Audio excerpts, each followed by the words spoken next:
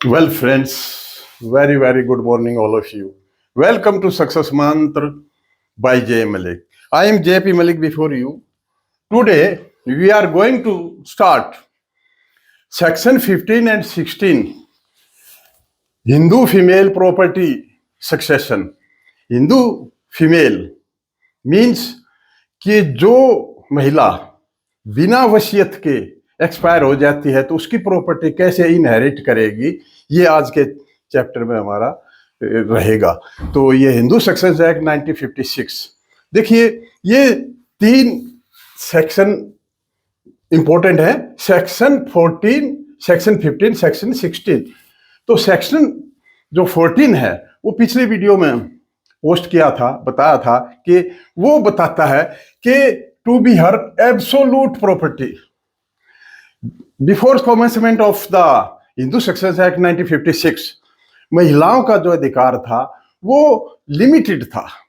वो उस प्रॉपर्टी को सिर्फ यूज कर सकती थी और आफ्टर डेथ वो प्रॉपर्टी वापस चली जाती थी। तो ये अधिकार इनको एब्सोल्यूट पूर्ण अधिकार इनको कब मिला? जब हिंदू सक्सेस एक्ट 1956 आया, या फिर 2005 का जो अमेंडमेंट आया तो वहां पर सभी महिलाओं को समान रूप से इक्विवेलेंट टू मैन अधिकार दिए गए हैं।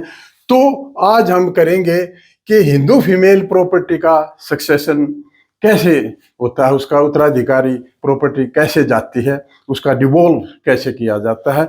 तो आइए स्टार्ट करते हैं। तो सेक्शन 14 का मैंने बता दिया, एब्सोल्यूट प्रॉपर्टी होगी जब से ये हिंदू सक्सेशन एक्ट आया है। इसमें क्या है, इसमें थोड़ा सा ये है कि जो 14 का सेक्शन 1 है ये एब्सोल्यूट प्रॉपर्टी का एक्सप्लेनेशन देता है कि एब्सोल्यूट प्रॉपर्टी होगी, लेकिन एक इसी का सेक्शन सब सेक्शन 2 ये बताता है अगर किसी कारण कोई अवार्ड, मेंटेनेंस एक्सेट्रा में अगर कोई रिस्ट्रिक्शन है, कोई सर्टेन पीरियड दिया हुआ है, तो फिर ये 14 का सब सेक्शन 1 एप्लीकेबल नहीं होगा। इसका वीडियो हम डाल चुके हैं। तो अब आइए सेक्शन 15 डिस्कस करते हैं कि कोई भी ऐसी महिला जो बिना विल एक्सपायर हो जाती है तो उसकी प्रॉपर्टी कैसे उसके उत्तराधिकारियों में जाएगी। तो देखिए सबसे पहले सेक्शन 15(1) ये क्या बताता है? फीमेल इंटेस्टेट सक्सेशन का मतलब है विदाउट विल, विदाउट इंटेस्टेट। तो अगर विल नहीं है, देखिए प्रॉपर्टी कैसे डिवॉल्व होती है, या तो देखिए विल से जाएगी। अगर विल दी है तो फिर ये सब की कोई जरूरत नहीं, विल नहीं है तभी ये राइज होगा। तो इसमें पहले first of all we must see कि प्रॉपर्टी आई कहां से है, what is the source of property, property का सोर्स क्या है, उस हिसाब से प्रॉपर्टी जाएगी। अगर section 15(1) if property is self acquired coparcenary by gift or will, अगर उसको कॉर्पोरेशनरी या गिफ्ट और विल से आई है, उसकी अपनी प्रॉपर्टी है, तो क्या बनेगा, कैसे जाएगी? और सेक्शन 15(2) सब सेक्शन ए, ये अगर प्रॉपर्टी उसके पेरेंट से आई है, और सेक्शन 15(2) का बी अगर उसके father in law husband side से आई है तो प्रॉपर्टी कैसे डिवॉल्व करेगी। तो ये 3 हिस्सों में हम इसको डिवाइड करते हैं। तो आइए अब एक एक करके डिस्कस करते हैं। तो जैसे ये सेक्शन 15(1) में प्रॉपर्टी को पार्सनरी हो सकती है, गिफ्ट हो सकती है, या ये समझिए इन दो को छोड़कर किसी भी तरह प्रॉपर्टी आती है तो वो property section 15 sub section 1 deal करेगा।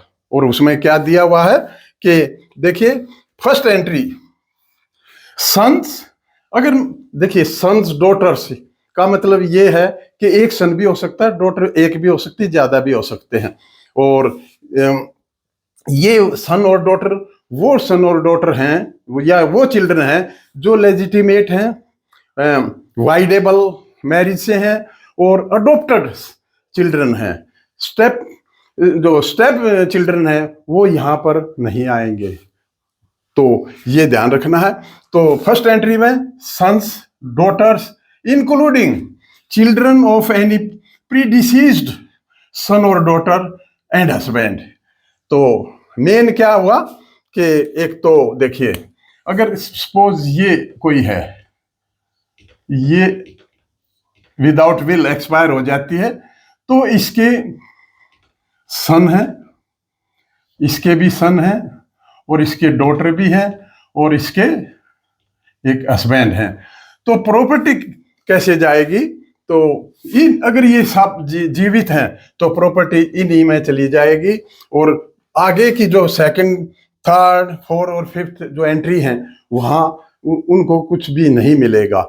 तो इसमें प्रायोरिटी किसको दी जाएगी? फर्स्ट एंट्री को। तो ये किस टाइप की प्रॉपर्टी है? जो सेल्फ एक्वायर्ड है, विल से है, गिफ्ट से है, उसको फादर से नहीं मिली है, उसके फादर इन लॉ से नहीं मिली है, उसकी अपनी प्रॉपर्टी है, तब उस केस में हाँ, अगर इसके भी ये अगर एक्सपायर हो जाता है तो ये प्रीडिसीज क्या होता है? जो ये इससे पहले एक्सपायर हो जाए, तो इसका जो सन का सन है या सन का डॉटर है तो इसको चली जाएगी, और इसमें अगर यही है तो इसी को मिल जाएगी, और डॉटर का सन है, अगर ये भी एक्सपायर होती है, जो भी एक्सपायर होगा, डॉटर की डॉटर है, इनमें बटेगी।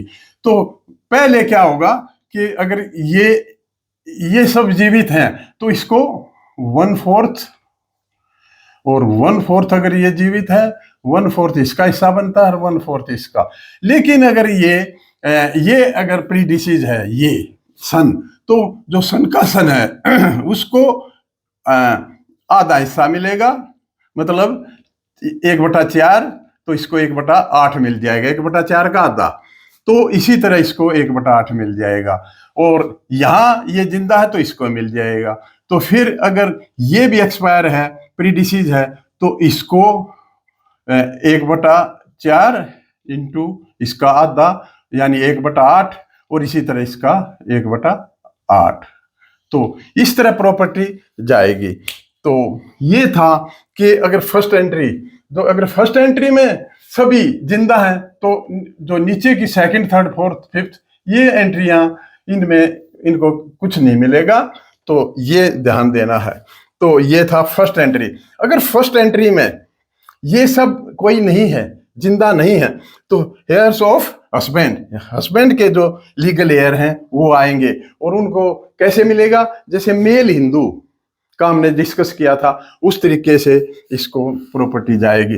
अब अगर ये भी नहीं है तो थर्ड एंट्री फादर और मदर, उसके पेरेंट्स को जाएगी जो एक्सपायर हुई है। तो फादर और मदर, और ये भी एक्सपायर है और है नहीं, तो हेयर्स ऑफ फादर, पिता के जो लीगल हेयर हैं। और अगर ये भी नहीं है तो फिफ्थ एंट्री में चली जाएगी, हेयर्स ऑफ मदर। और अगर ये सब कोई नहीं है तो सेक्शन 29 कहता है कि वो प्रॉपर्टी गवर्नमेंट की प्रॉपर्टी हो जाएगी। तो ये था। अब देखिए सेक्शन 15 सब सेक्शन 2 और उसका सब सेक्शन ए, ये क्या कहता है? अगर प्रॉपर्टी फादर और मदर से मिली है, यहां तो उसकी अपनी प्रॉपर्टी है, अगर वो फादर और मदर पेरेंट से मिली है तो पेरेंट साइड में जाएगी। फर्स्ट प्रायोरिटी टू, पहली प्रायोरिटी चिल्ड्रन को रहेगी, चिल्ड्रन, हस्बैंड एक्सक्लूडेड, यहां पर हस्बैंड को प्रॉपर्टी नहीं मिलेगी अगर उस पेरेंट साइड से प्रॉपर्टी है। Then to heirs of father, अगर ये नहीं है तब पिता के हेयर्स को जाएगी। और it is deemed that the women या daughter has expired immediately after the death of father, ये मान के चलना पड़ेगा। इसी तरह सेक्शन 15 सब सेक्शन उसका बी, फ्रॉम हस्बैंड और फादर इन लॉ, अगर हस्बैंड और फादर साइड से प्रॉपर्टी आई है तो वही first priority to children, then to heirs of husband. और ये deem that husband died immediately after the death of his wife, तो ये मान के चलना पड़ेगा कि उसकी डेथ इससे पहले हुई है, क्योंकि हेयर्स ऑफ हस्बैंड का मतलब है हस्बैंड नहीं है। तो ये था कि फीमेल इंटेस्टेट सक्सेशन विदाउट विल, अगर कोई महिला की मृत्यु हो जाती है तो उस संपत्ति कैसे जाएगी। तो ये था सेक्शन 15। अब order of and manner of succession का मैनर क्या रहेगा, तो मैनर के केस में देखिए सेक्शन 16 ऑर्डर ऑफ सक्सेशन वो यही बताता है कि एक तो जो रूल 1 है ऑर्डर ऑफ प्रीफरेंस, प्रीफरेंस किसको मिलेगी, एंट्री फर्स्ट को मिलेगी, अगर वो नहीं है तो सेकंड थर्ड इस तरह मिलेगी, और वो साइमल्टेनियसली होगा। प्रॉपर्टी विल बी डिवोल्व साइमल्टेनियसली, एक साथ प्रॉपर्टी चली जाएगी। तो और दूसरा रूल है, ये रूल बताता ना, ये order of manner of succession का, ये इसमें if heirs are in branches that is predeceased son or daughters, तो कैलकुलेशन ऑफ देयर शेयर कैसे होगा। जैसे मैंने बताया था कि मान लिया ए है और ये इसकी डेथ हो जाती है, डेथ, ये डाइज विदाउट विल, तो इसके जो सन हैं वो इसके सन 1 सन 2 भी हो सकते हैं, और ये डॉटर और इसके हस्बैंड, इन 4 में प्रॉपर्टी जाएगी। तो अगर प्रॉपर्टी का इसको मिलेगा 1/4 हिस्सा, इसको 1/4, इसको भी 1/4 और इसको भी 1/4।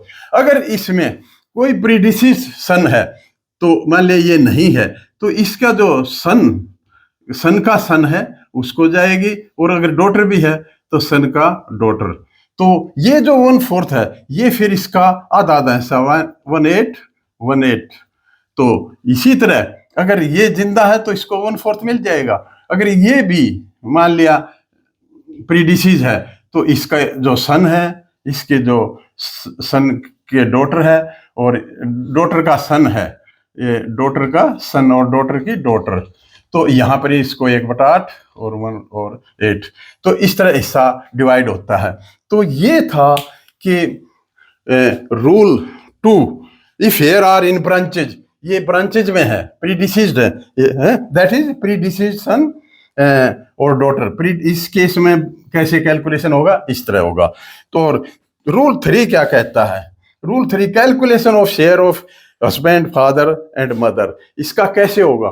देखिए शेयर ऑफ जो हस्बैंड है इसका, क्योंकि ये मेल है, ये मेल हिंदू, ये मेल,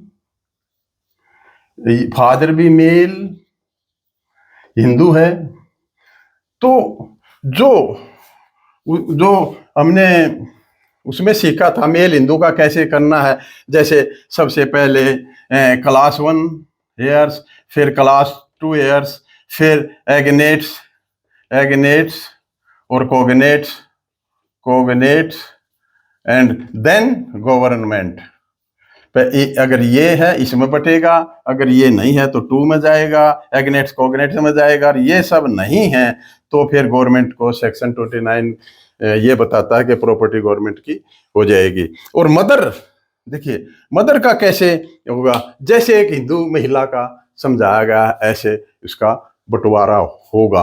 तो देखिए मैंने ये बताया अगर इसमें सभी जिंदा है तो वो प्रॉपर्टी एक साथ इनहेरिट करेगी, सबको बट जाएगी, फिर ये नीचे वालों को प्रायोरिटी नहीं दी जाएगी।